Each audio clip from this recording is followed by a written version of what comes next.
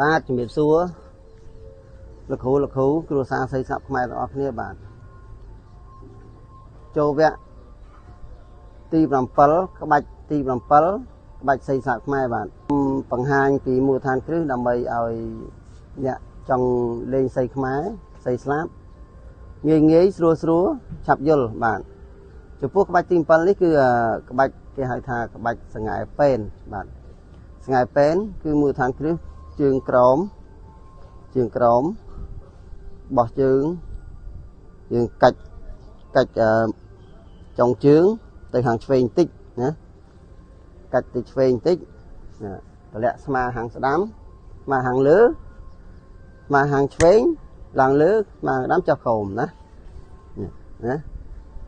លាក់ទៅភ្នែកត្រូវមើលគូតសីណាមើលគូតសី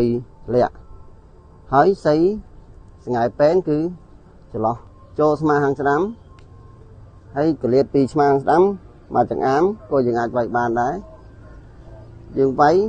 យើងសីកែងយើងមិនបាច់យកកែងក៏បានដែរយើងយកសីសង្ហែពេនក៏បានដែរណាហើយបត់ជើងចេះមកណាមើលជើងបត់កជើងបត់ទៅខាងឆ្វេងហើយជើងស្ដាំនៅពីក្រោយចាំវាយណាបត់ចាំវាយសីយើងចង់យកសីទៀបយើងយកទៀបសីខ្ពស់យើងយកខ្ពស់ណាសីទៀបយើងអោនទៅទៀបតិចសីខ្ពស់យើងបាច់អោនខ្លាំងយើងគ្រាន់តែបក់កជើងទៅណាមកស្ដាំសីឡុង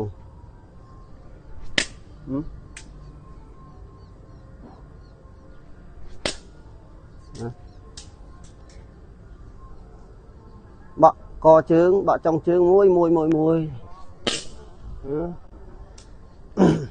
ចង់ខ្លាំងយើងវាយខ្លាំងផ្ទះខ្លាំងទៅចង់យឺតយើងវាយគ្រាន់យឺតទៅបានហើយ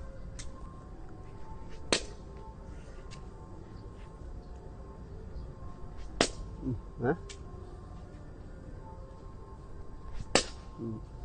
ចូលស្មាឆ្វេង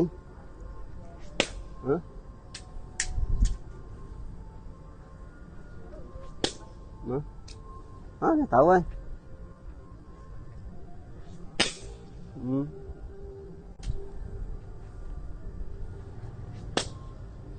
ថ្ងៃពេន